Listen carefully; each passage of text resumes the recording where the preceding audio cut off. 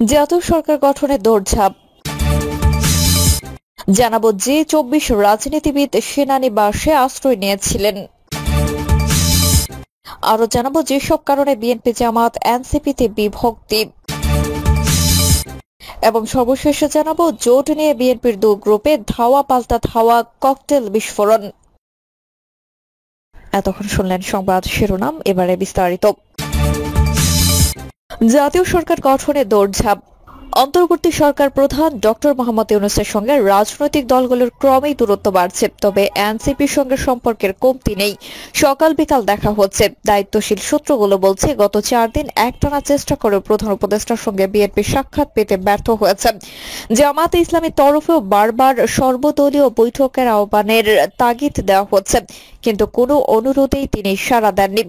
ওদিকে বিএনপি ও জামাতের মধ্যে দূরত্ব কমছে। ইতিমধ্যে দুদফা বৈঠকের খবর রয়েছে। 2026-এর ফেব্রুয়ারির মধ্যে নির্বাচন অনুষ্ঠানের ব্যাপারে দু দলের মধ্যে কথাবার্তা চলছে। নির্ভরযোগ্য সূত্রগুলো বলছে প্রফেসর ইউনূসকে ঘিরে রেখেছে একটি অশুভ চক্র। এই চক্র রয়েছে 7 জন, ভেতরে 4, বাইরে 3। এই চক্রটি চায় না নির্বাচনের দিকে দেশ এগিয়ে যাক। তাদের মতলব অন্য। তারা প্রফেসর ইউনূসকে জনবিচ্ছিন্ন করতে চায়। সর্বশেষ খবরে জানা যায় সংকট ঘনীভূত হচ্ছে, আর সেই সংকট উত্তরণে কোনো উদ্যোগ নেই, বরং উল্লেখিত চক্রটি নানা খেলায় মত্ত রয়েছে। তারাই বলেছে প্রফেসর ইউনূস পদত্যাগ করতে যাচ্ছেন, আমরা তাকে পদত্যাগ থেকে বিরত রেখেছি। তারাই এখন জরুরি অবস্থা জারি হচ্ছে এমন খবর রটাচ্ছে। বাস্তবের সঙ্গে এর কোনো মিল নেই। বৃহস্পতিবার প্রফেসর ইউনূসের সঙ্গে ঐক্যমত্য কমিশনের ভাইস চেয়ারম্যান ডক্টর আলী রিয়াজের বৈঠক হয়েছে। ঠিক কি বিষয়ে আলোচনা হয়েছে তা এখন পর্যন্ত জানা সম্ভব হয়নি, তবে ধারণা করা হচ্ছে সেনা প্রধানের বক্তব্য এবং সর্বশেষ রাজনৈতিক পরিস্থিতি তারা পর্যালোচনা করেছেন। এছাড়া ওই দিনে অনুষ্ঠিত উপদেষ্টা পরিষদের বৈঠকের রাজনৈতিক পরিস্থিতি নিয়ে বিস্তারিত আলোচনা হয়। প্রায় 4 ঘণ্টা চলে এই বৈঠক। এতে প্রধান উপদেষ্টা কতিপয় উপদেষ্টার ভূমিকায় হতাশা ব্যক্ত করেন।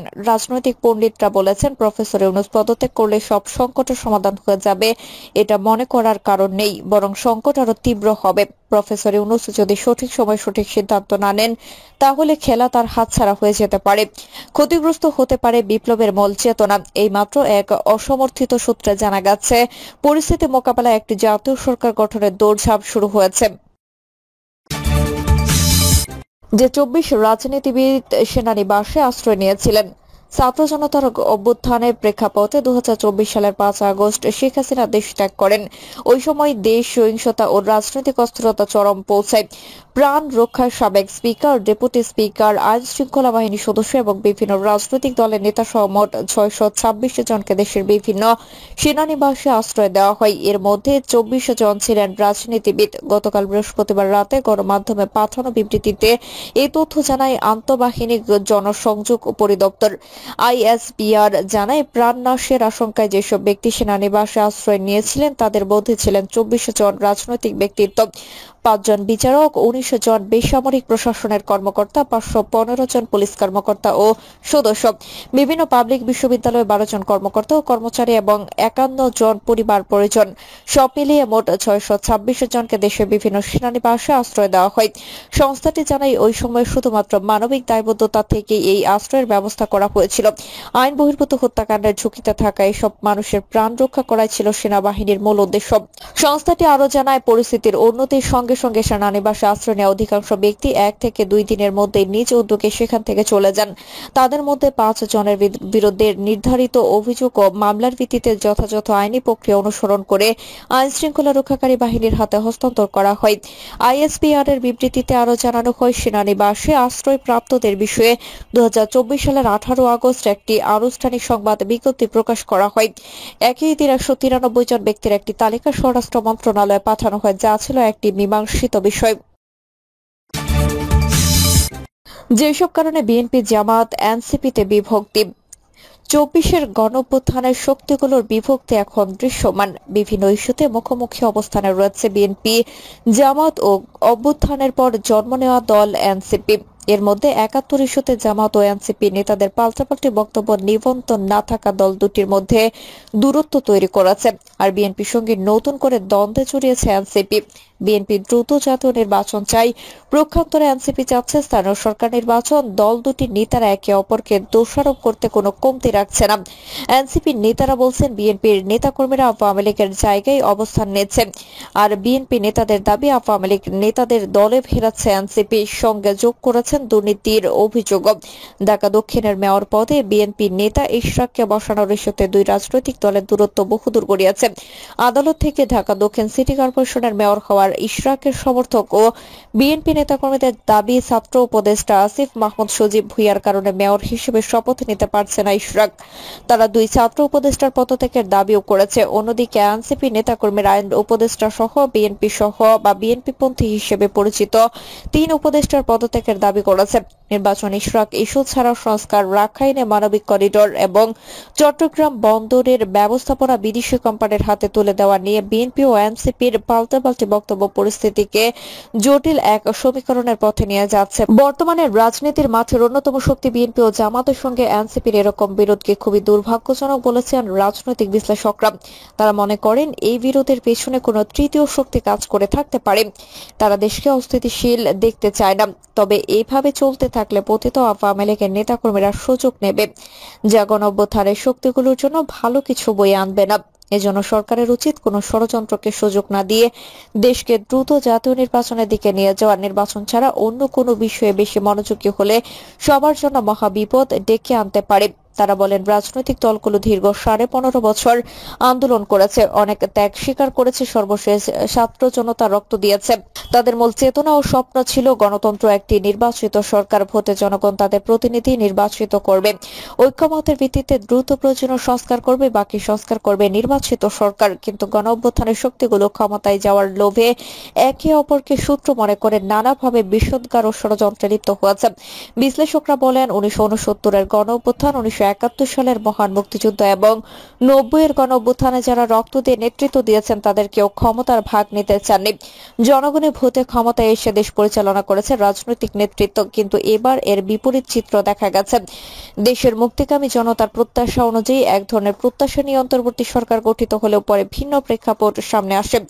রাজনৈতিক বিশ্লেষক জাহাঙ্গীরনগর বিশ্ববিদ্যালয়ের সাবেক অধ্যাপক দিলারা চৌধুরী মনে করেন জাতীয় ঐক্য না হলে কোনো দেশ গুরুত্বপূর্ণ সংকটের সমাধান করতে পারে না। কিন্তু দুর্ভাগ্য, গণঅভ্যুত্থানের সময় যে ঐক্য ছিল তা এখন নেই। দলগুলো একে অপরের মুখোমুখি দাঁড়িয়ে গেছে, বিশেষ করে বিএনপি, জামাত ও এনসিপি। তাদের মধ্যে একেবারে ঐক্য ভেঙে পড়েছে। আবার অন্তর্বর্তীকালীন সরকারেরও একটা ঢিলে ঢালা ভাব ঘড়িমসি লক্ষ্য করা যাচ্ছে। তিনি আরো বলেন সরকার 10 মাসে পড়েছে, অথচ সংস্কারে কোনো অগ্রগতি নেই।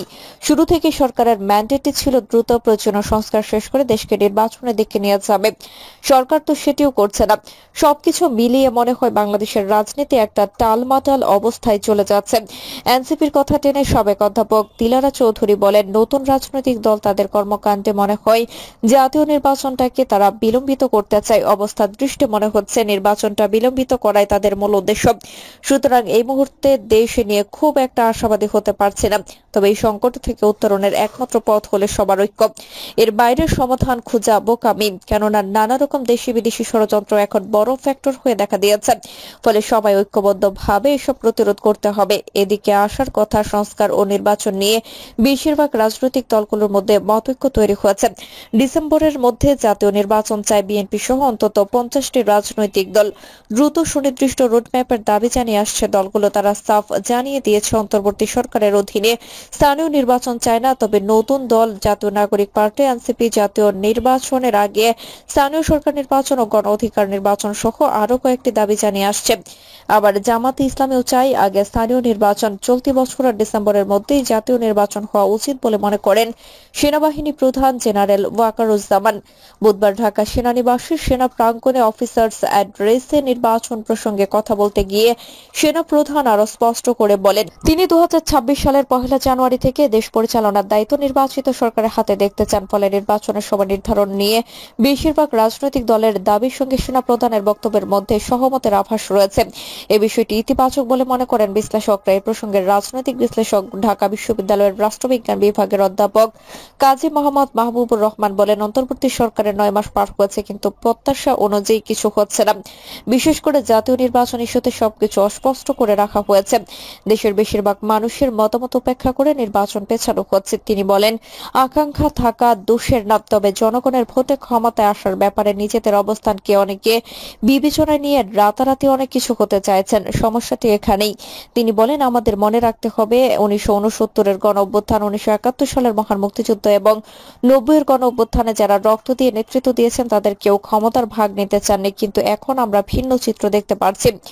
রাজনৈতিক বিশ্লেষক সাবেক সচিব আবু আলম শহীদ খান বলেন, এখন জনগণের কাছে অনেক বার্তা যাচ্ছে। 71, 90 ও 24-কে মিলিয়ে জনগণ যে আশা আকাঙ্ক্ষা ও স্বপ্নের পরিণতি দেখতে চেয়েছিলেন, সেখানে এখন যা দেখছেন তাতে তারা হতাশ। তাদের স্বপ্নটা ফিকে হয়ে যাচ্ছে। এটা খুব স্বাভাবিক। তাই রাজনৈতিক দল সহ সবাইকে ঐক্যমত্যের ভিত্তিতে কাজ করতে হবে। প্রিয় দর্শক, এই ছিল এখনকার সর্বশেষ সংবাদ। আপনি সব সংবাদ পেতে চ্যানেলটি সাবস্ক্রাইব করে বেল আইকনটি ক্লিক করে রাখুন।